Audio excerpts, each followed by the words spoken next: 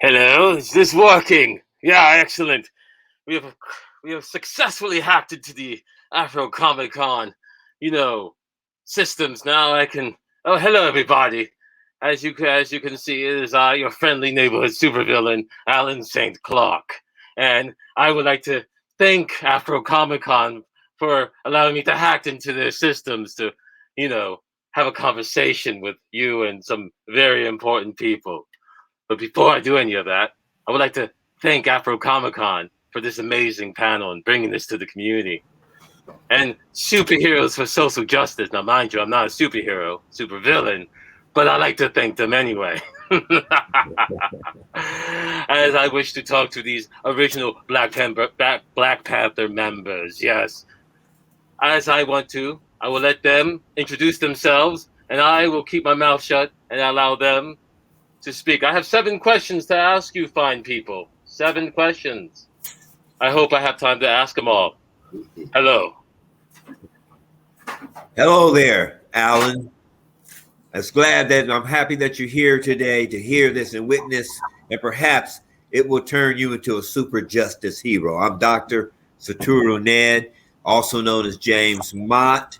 Joined the party in 1968 up until 1982. I'm glad to be here, and I just wanted to introduce myself initially because I know we'll be able to talk more as we go along. And I'm Professor Steve McCutchen. Originally became a member of the Black Panther Party from Baltimore, Maryland in 1968. I arrived here in California in 1972, and I was a member of the party from 1968 through 1980.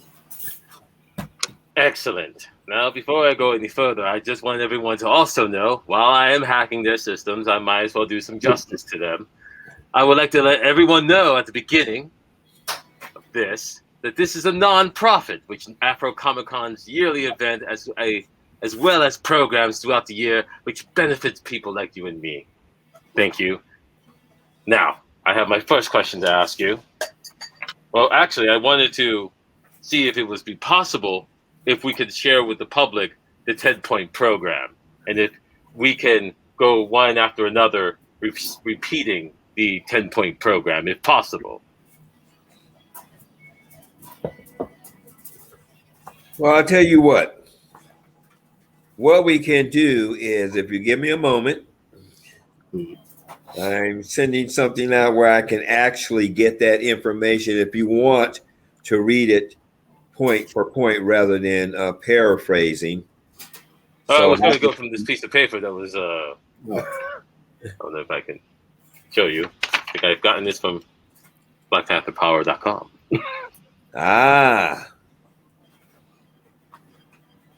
Well, what does it say? Well, the first one, we want freedom. We want power to determine the destiny of our Black community. Yes. And then the second one, we want full employment for our people. And the next one, we want an end to the robbery by the capitalists of our Black community. Interesting. And the next one, we want decent housing fit for the shelter of human beings. Yes. And the next one, we want education for our people that exposes the true nature of this decadent American society. We want education that teaches us of our true history and our role in the present day society. And the next one, we want all Black men to be exempt from military service. And continue. We want an immediate end to police brutality and murder of Black people. Ooh, that's a big one. The next one. The next one. We want freedom for all Black men held in federal, state, county, and city prisons and jails. And the next one. We want all Black people, when brought to trial, to be tried in the court by jury of their peer groups or people from their Black communities, as defined by the Constitution of the United States. And the next one. And the last one. Yes. We want land, bread, housing, education, clothing, justice, and peace. That was the last one on this one. If you are here to correct me, I am all ears. Please correct me. Ah, that's Please correct exactly right. this You know, era. yes, exactly on that particular one, because it also, the revised version talked about the actual addressing technology at that time. So, that was the revised version that included that, which is not on the one that you have at this point in time. And why was that important, or why do you think that might have been important, Mr. Allen? Repeat that last part again. The part where we talk about technology in the Ah, Trademark yes. Can Reform you share Program. that with me? Well, Professor, do you want to chime up on that while I pull up the original, or the actual one that was revised? He read the original. I want to pull up the one revised. Would you mind addressing that in terms of why we included the technology question? Okay, I think I can come to the rescue on this point here. And point number 10 was revised in 1972 during the course of our 1972 survival conference, which was held here in Oakland. And point number 10, it brought in the technology question, because we found that, in which Huey later addressed the complete issue in one of his writings, the technology question. We found that because of the expanse of technology and the control of technology, particularly by the United States, by the financial and business industries, and because of the technological use being applied to the military, we found that the technology question even outweighed many of the other pending questions that were on the horizon in terms of the survival of Black and oppressed people. So we included the point that community control of technology was significant, because it changes the balance of information dissemination, information management. It changes it from the hands of the oppressors, so that the community will have access to the new technological advancements, and make the technology and the applications of technology available to all segments of the community, and not specifically confined in the hands of those who control the exploitative system that emanates out of the United States. So we saw that technology was a tool in the hands of the people towards their liberation. Number 10 reads, we want land, bread, housing, education, clothing, justice, peace, and people's community control of modern technology. Because, Alan, we realize if this was not given to the universe, that one day the technology would be used to enslave and control the people that live here and everywhere else. And today we see that happening. So, for that clarification of how we had that vision in 1970 to change things so many decades ago, because we realized where the universe, in particular America, was going. That this is a perfect question, because I unfortunately had 7 questions, but you got me to jump to the number 6 of my list of questions. So this is great. Now, knowing that we are living in this surveillance state, and the demand of these technologies for the use of the people will not be negotiated nicely or fairly or kindly, what advice do you offer to young revolutionaries in light of the 6th extinction event that we are living through right now? Well, I can start that off. The advice that we offer, number 1, we have thought about that. We had thought about it, and we had actually never stopped our work.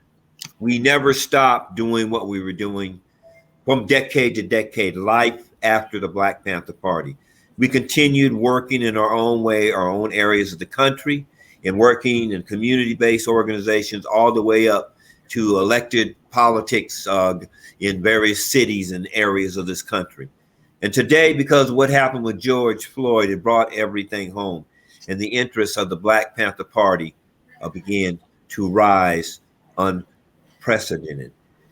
So for us, in that respect, we tell people we started a concept where we have online classes.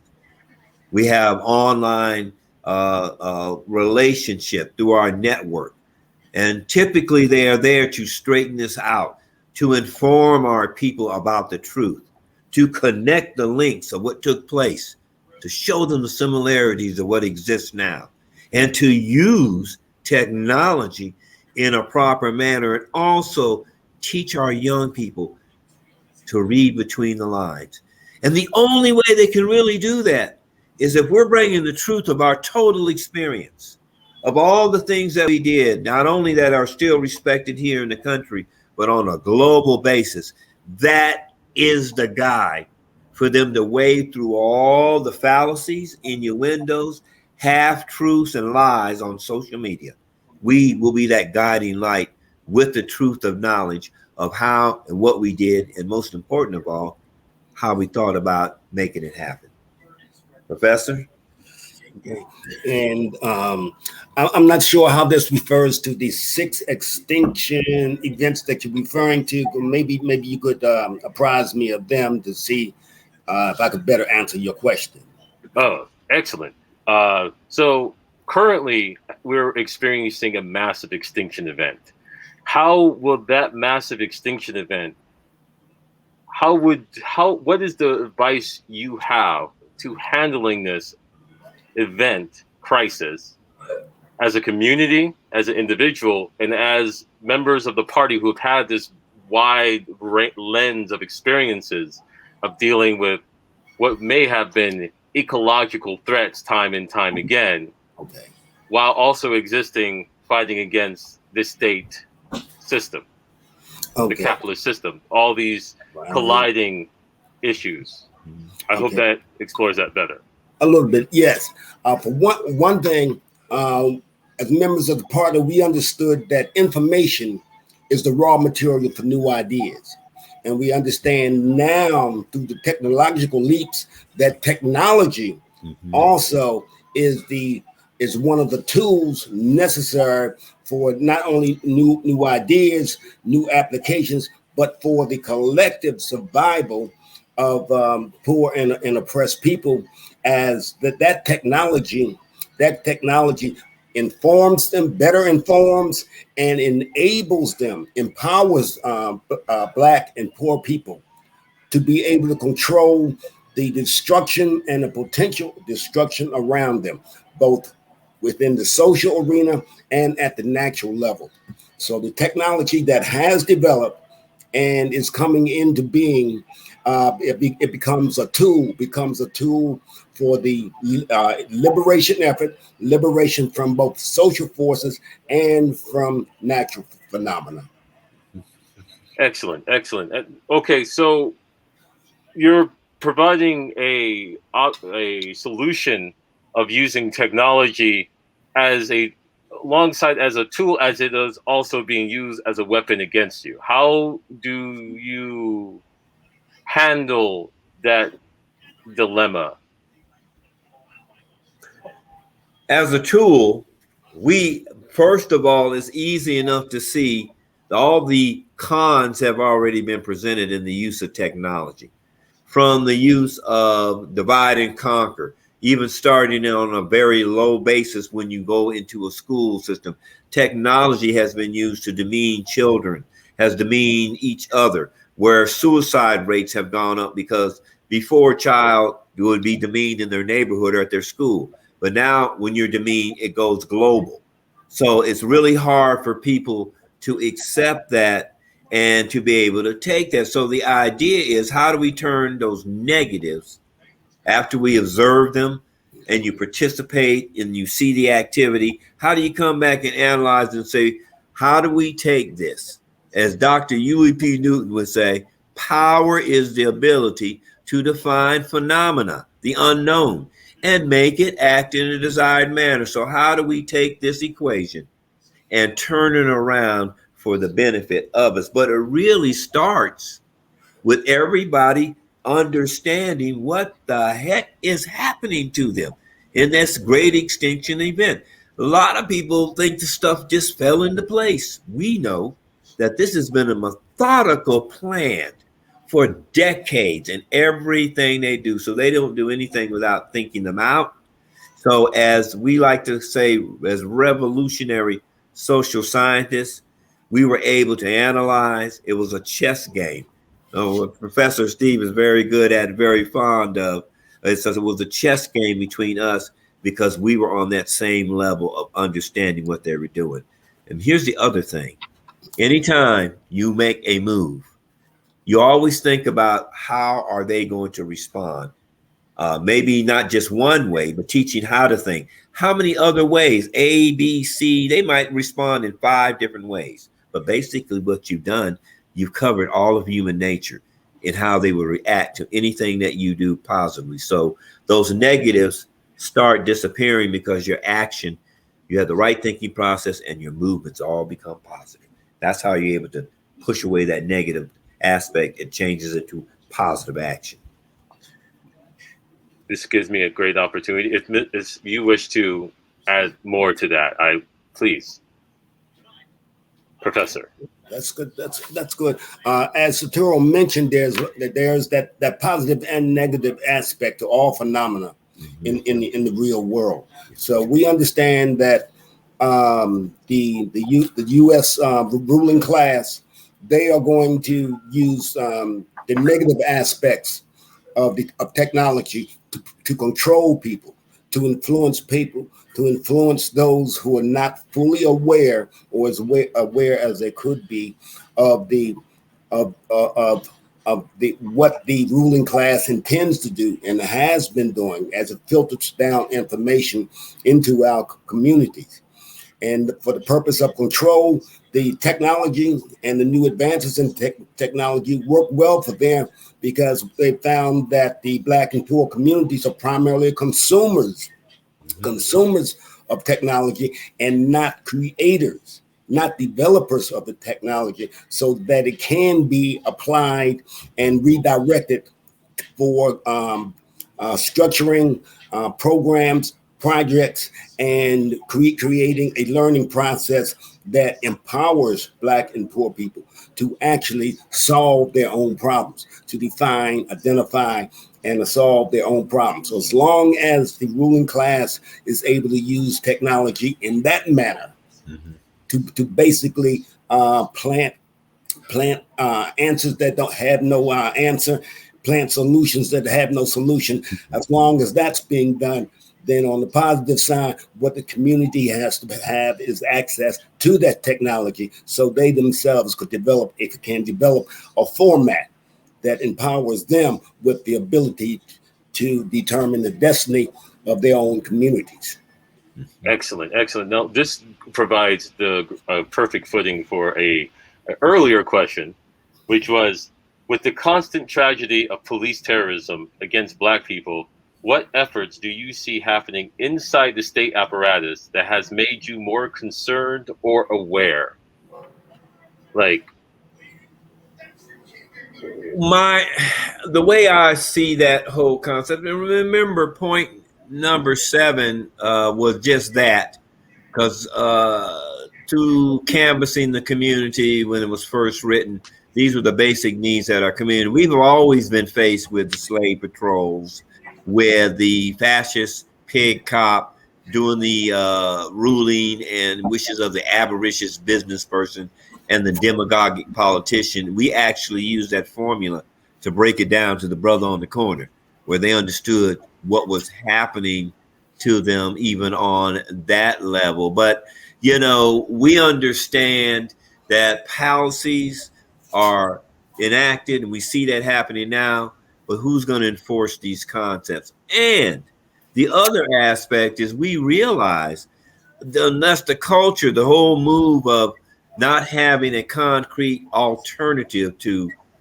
community policing and not even understanding, as we defined it during that period of time, what it really means and who the players are. And most important, nothing will change. And I'm going to I'm going to segue on this next statement for Professor Steve, and he'll take over from there.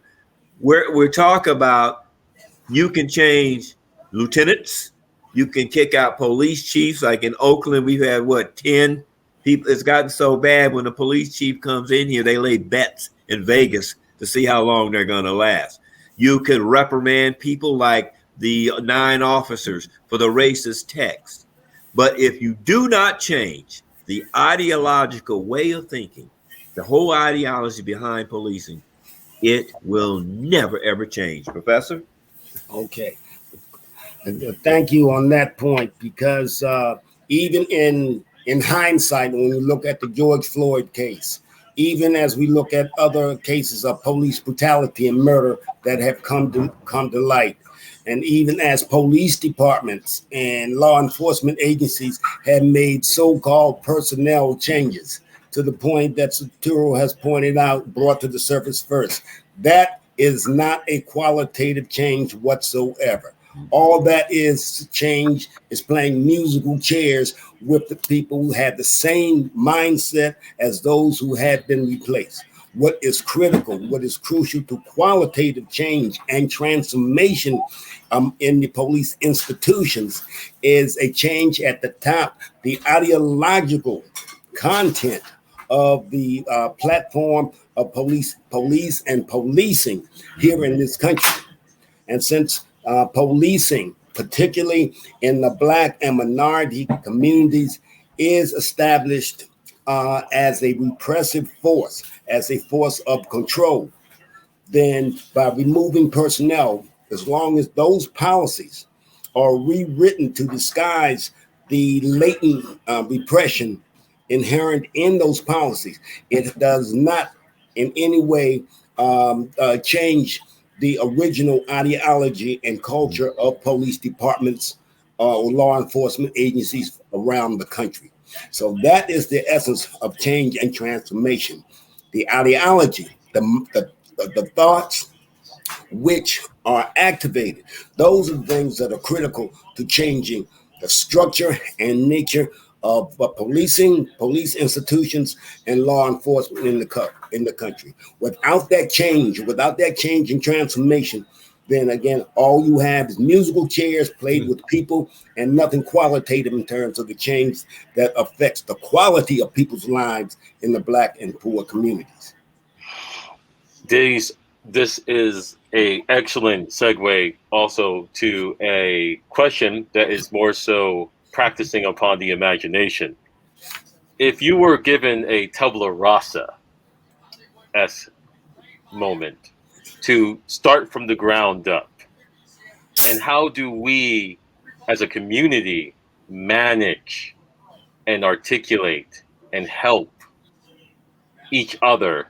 What is your Afrofuturism vision in recreating a way that we can? I refuse to use the word policing. I would like us to how do we learn to cohabitate and coexist with each other, and how do we manage the difficult parts of coexisting? Like, what would be what if you can make it up from the ground up, Lego style? What would it be? Well, that's an interesting question, and there's really no perfect answer, because everything is always in a constant change. Nothing remains the same. Everything evolves. We used to have a saying that what you think is revolution today may not be revolution tomorrow. So let me frame it in terms of where we're at. We are at an era of rediscovery and education. There are many people who experienced the various programs and during that era and what the party did, not only here but globally, and how the world still views and reverence the activity of the party. We hear this all the time, but there are so many generations who haven't had that understanding and that knowledge. So the idea here is we're talking about education. First of all, if I don't understand why the things are the way they are, and we have too many people, America creates what we call this feeling of if you don't do well, it's your fault. It's because you were inadequate as a human being and you couldn't make it. And or the new concept of the caste system. You are not going any further than where you are. How dare you think that you'll work in technology or be a politician or run a business? If you can't play ball or let your pants sag and rap to me, get out of the equation. So the idea of people being pigeonholed into certain arenas and the acceptance of that is because they have no idea. Look, we can go all the way back. We don't have to go back to slavery. Our concept is our children don't even know about in our community. They just learned about Black Wall Street. We like to call it enterprise zones. We actually had capital. We made money. We had thriving communities. We taught each other. We was a learned situation. So it's really about the education right now.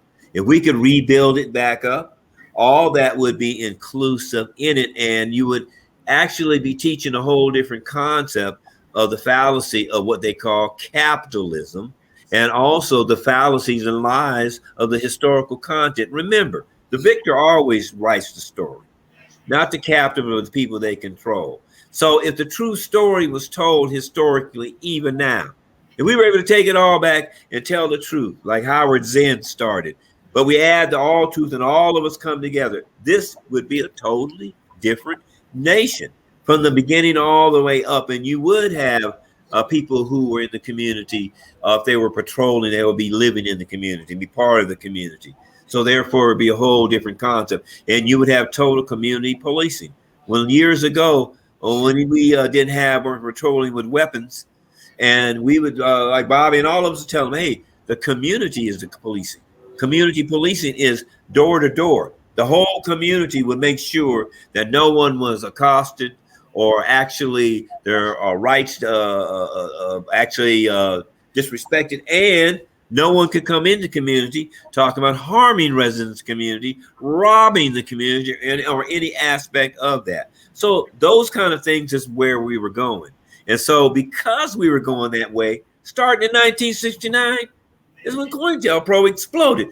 They saw the fact that we can't buy many of them out. We'll send infiltrators in, and most of them that we personally talked to or tried to accost even early had no fear of us. They said they're going to stay the course. So now we're going to try to eliminate them because we see what will happen from the Black community to the Latino community and everything they did.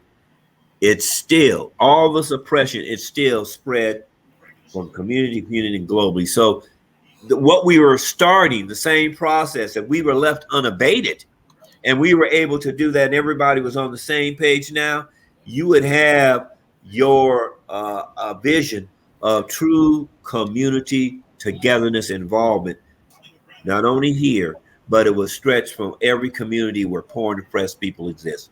And that's where the party was going. Okay. All right. On that point too, to add to it, is a number of things that have happened during the course of the movement of American society. For one, the society here has become an answer-oriented society instead of a problem-oriented society.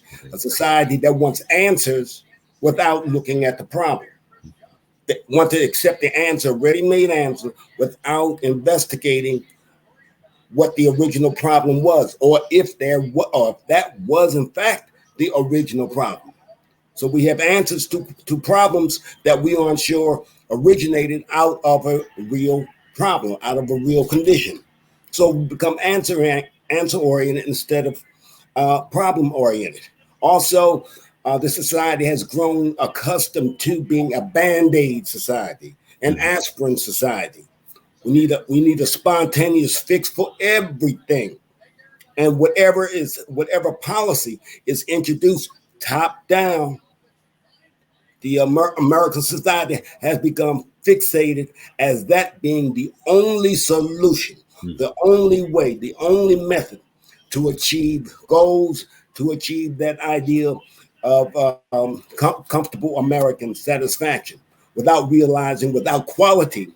Without the quality in that change, then there's no quality, no transformation at all. And as overall, we looked at the point that the society has become accustomed to in all of our institutions, in all of the American institutions. They have been taught how to think instead of what to think. Mm-hmm. Okay, I'm sorry, they've been taught what to think in terms of how to think. This has been the basic problem that has been consistent here in America, especially when it espouses its foreign policies to other countries. This is what you do. This is what you do without giving people in territories around the world the opportunity to explore, to learn for themselves, to investigate and find out ways that solve their problems, improve their level of understanding and the quality of their lives. Without that understanding that how to think is more significant than what to think as being part of American society ideology, as long as we have this continuing mindset, this herd mentality, these conditions will continue to exist and only be changed from one format to another. Interesting. So, with where I'm speaking to two educators, do you feel that the population is eager or is aware to ask the right questions to come across adequate solutions? Are they asking the right questions in the places in which y'all inhabit academia? Let me do the first part of this tutorial, Go right and then you can go on and flesh this out. Okay. I hope that question was clear enough. I apologize if it wasn't. I just want to pull an instance from what we have in different branches of statistics. You have different type of fallacies that are involved and come across in terms of research development. We have fallacies where people ask the right question and get the wrong answer. We have fallacies where people ask the wrong question and get the right answer. And then we have fallacies where people ask the wrong question and still get the wrong answer. So these things here have not been put in front of the American people in how to address the issues and circumstances around them. Is the question wrong? Is the solution wrong? Okay. Was the question correct in the first place? Was the problem that was being approached, was that correct? The problem that needed to be answered, was that appropriate in the first place? If you ask the wrong question in terms of the conditions of a people, then of course all the methods that are being directed in that area are going to try to solve that question, even though that question itself may have been inappropriate and tangential to the real problems in the first place. And I'll give you a couple of perfect examples. It's like we call it in the community. And by the way, just want everyone to understand, yes, we continued on with our education after the party. We were always educated, even in the party. Many of us came off the college campuses and from different auspices in the community, as well as Vietnam veterans. But we always were part of the community, engaged in the community. So we have an opportunity even today. We're still community-based.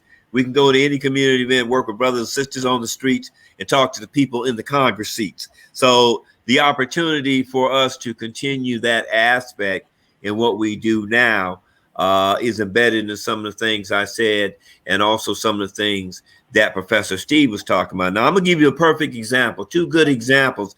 One is when the new terminology, the confusion, and that the language that was always given by the system, and that is a perfect example. I'll give you one right now, the word systemic racism.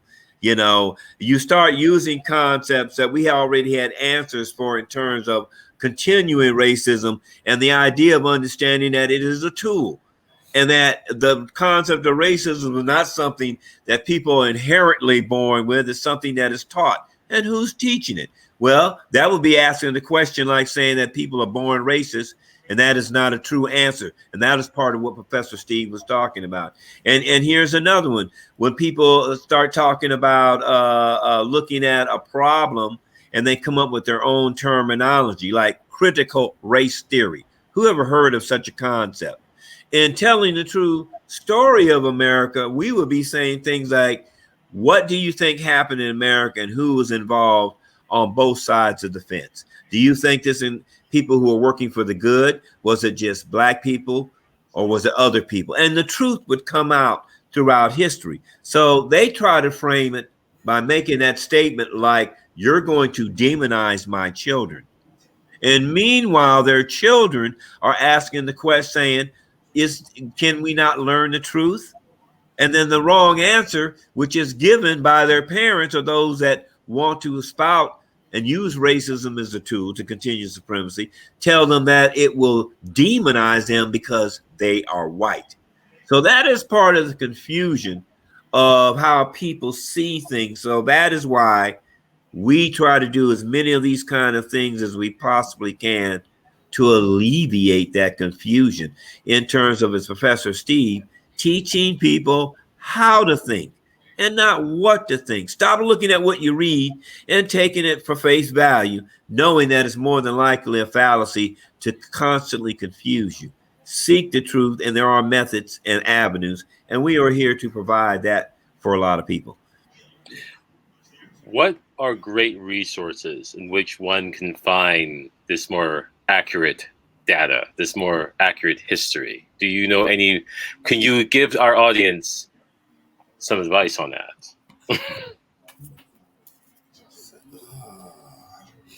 More advice, Quake. Alan, could you elaborate on the question in terms of what books or websites would you suggest for people to do research in these areas, in which will bridge that gap? What, any novels, any works, any thinkers, anyone that you are presently reading right now yourselves, maybe?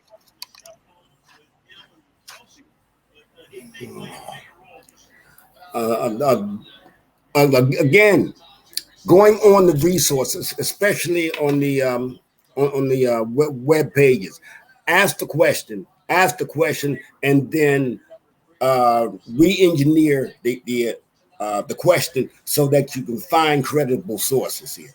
But offhand, I don't have any that cover the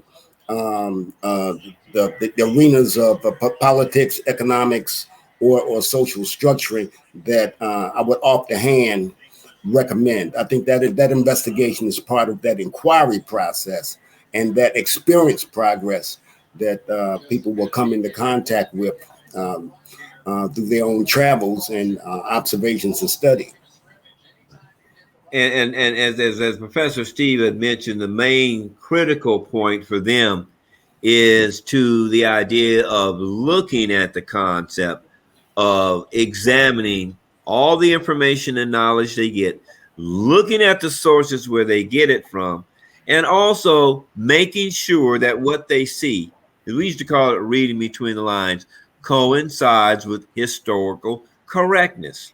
So it depends upon what they're looking for and looking at. There are credible examples that they can use for reference point to make sure that this is on point. So as he said, I can scour, and this is part of learning to use social media, which our young people, a lot of times they'll want to read sensationalism, or they want to read intrigue or rebuttal to the truth, or they want to read something that's messy, because that's what America has done. That creates that negative thinking and chaos. I'd rather read the drama. I want to see more drama. I don't want to know the truth. So that programming has taught people to accept drama, which is not true, rather than looking at facts. So we recommend that you scour through it. And there are enough credible resources that you can take. And after you've looked at all the information, you're going to come up with pretty much what is the truth aspect in whether it's politics, business, or what have you. And if not, then there are people in your given area. So if I'm in an area and I have someone who's in a congressperson like a Barbara Lee or somebody that I know is credible, and I won't know, I'm gonna contact and say, listen, is this true? What's really going on? If I have someone in the community who's a good educator, and I say, what is going on with the school district? Well, I'm about to tell everybody because I was going to have a little meet with all y'all. Well, I'm going to get the truth from them because they're involved in it. So the same thing with social justice. Once I'm confused about what's really going on, I really can't decipher where we're going from here, then you still have those that actually created the concept of real change, like original alumni members of the Black Panther Party. So once you get that knowledge and information, you decipher through it, and what you have, those where your credible questions come from, because you've alleviated a lot of nuisance stuff for yourself just by doing the research. So honestly, Alan is really teaching our young people to use social media for more than just so-called fun and looking for drama. Well, this is excellent because our time is coming closer to an end, and this gives me an opportunity to pretty much ask one question that's a detour. What is the fondest memory you have of the Black Panther Party? What is that one memory that brings you back like, oh, that was a good one? Like, any fond memories you wish to share with us, if you can? Yeah, I'll just put it on. We had a phrase we call it serving the people, body and soul. That's the best way I can phrase it up, because between myself and Professor Steve alone is a whole year's worth of presentations in terms of who we are and all the work that we did. And honestly, Alan, that encompasses everything and all the vast experience that I had from all the various assignments that I had, from being at central headquarters and being part of the lump, and even being in the office when it was raided in Sacramento doing COINTELPRO's march to attack the offices directly, and being part of helping organize students, being part of these beautiful campaigns, supporting organizations, community-based groups, making sure that people were fed, making sure that people were housed, and also, last but not least, being an instructor at the Oakland Community School, along here with my brother, Professor Steve McCutchen, and the joy and fond memories we have about that. So I sum that all up in my experience of serving the people, body and soul. All right. And in my experiences, not anything in particular, but I'll give it to you in 3 words in terms of focal moments from me and the Black Panther Party: study, observation, participation. That was the essence of my experiences in the party. Each area, each chapter, each experience involved the study of the individuals who involved, the projects and programs that were coming into development, and the participation, along with not only comrades in the party, but along with people in the community, and then learning, putting all those experiences together so that I individually could move on and further contribute, and then others could also move on and further contribute. So in a nutshell, it was study, observation, and participation, and that was my cornerstone and among the foremost feature for me with the party. And that is the best way to begin to end this amazing conversation with some of the most brilliant revolutionary minds out there in the world. I would ask you all if you can share where we could find you: Instagram, Facebook, website, so others can be able to share and be influenced, and to know if you have any events that are appearing that you wish to share with us. Please, the floor is yours yet again. Absolutely. I just wanted to mention that we will be putting more information out about October. There's some events planned. This is in celebration of the 55th anniversary of the founding of the Black Panther Party. And we have a phrase we've coined: 55 years and still going strong. As a matter of fact, stronger than ever. We're older, we're wiser. We've had so many wonderful experiences, had children, grandchildren, the whole 9 yards. But guess what?